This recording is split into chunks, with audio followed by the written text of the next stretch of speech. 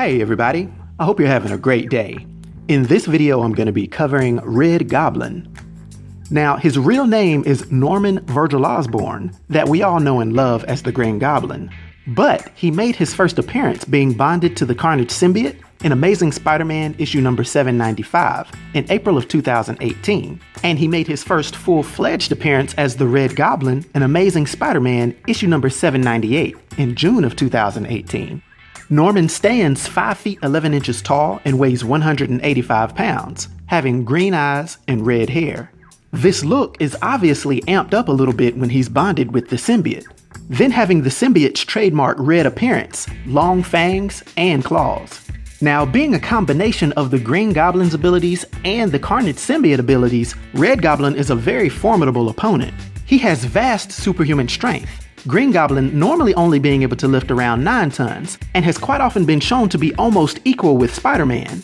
But when he's in the Red Goblin form, you can multiply this strength by multiple times. He has superhuman speed, agility, reflexes, and stamina, as well as an increased durability that's been boosted by the symbiote to an extreme level as well. This is shown by Red Goblin seemingly having the abilities of both the separate Green Goblin and Carnage symbiote make up for the weaknesses of each other. An example of this is him having much more resistance to sonics and heat when compared to other symbiotes, as well as Osborn having a much better healing factor than he does by himself. To round all this out, Red Goblin is extremely intelligent and an expert combatant. And just think, you're combining the psychopath nature of both Osborn and Carnage into one. I don't need to say much more about that. Now, the birth of Red Goblin was ironically triggered by Spider-Man himself. In an earlier battle, Spider-Man was able to inject Green Goblin with a Goblin serum antidote, thus causing Osborn to lose his special abilities and not be able to regain them. To be a match for Spider-Man, Osborn began searching out ways to make himself superpowered again. Osborn then had 2 of his men infiltrate the lockbox containment facility deep at the bottom of the Atlantic Ocean. There, amongst all the other dangerous artifacts, is where they retrieved the Carnage symbiote for him. When Osborn got his hands on it, they quickly and easily bonded together, starting their carnage immediately by killing his own 2 men. Although the symbiote initially had dominant control, Osborn negotiated an agreement with it. And after the symbiote was able to purge the Goblin antidote from his system, they decided to use the Goblin formula to make an all-new Goblin symbiote hybrid named Red Goblin. They then went on a mission as the Green Goblin to hunt down Spider-Man. They took J. Jonah Jameson hostage and then battled and killed the Goblin King. They then went to attack the Daily Bugle headquarters, bringing along a bomb that Spider-Man was eventually able to cocoon with his web. But after the explosion settled, Goblin was shown being impaled on a support beam, pretending to be in his death throes. In the middle of talking to Spider-Man with a few fake sentimental last words, he revealed that the blood-like substance that was around him was truly the Carnage symbiote. The prospect of this new being terrified Spider-Man, and out of fear for his loved ones, he laid low for a little while. Red Goblin then sought out and confronted some of his own family, being slightly interrupted by an attack from the Human Torch, Clash, Silk, and Spider-Man Miles Morales. But I say slightly interrupted because he was so powerful that he easily brushed off their attacks. The only thing that faced him was a surprise attack by Agent Anti-Venom. The Anti-Venom's inherent abilities pushed the Goblin back, but the hero was confronted with the decision to help out his friends or continue the assault. Since the good guys were laying there peppered with spikes from the Carnage symbiote, Agent Anti-Venom quickly decided to focus on neutralizing these deadly spikes from their bodies. This kind act would cost Agent Anti-Venom, aka Flash Thompson, his life.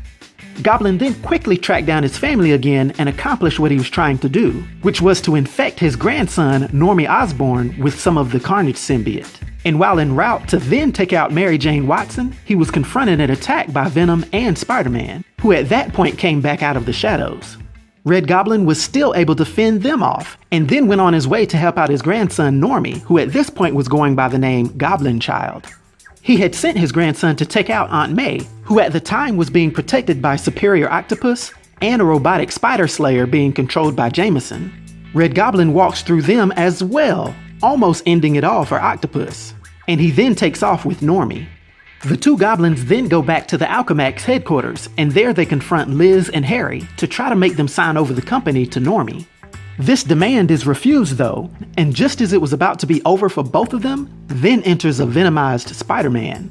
The decision had been made that to beat this Red Goblin, Spider-Man had to combine with his Venom symbiote again.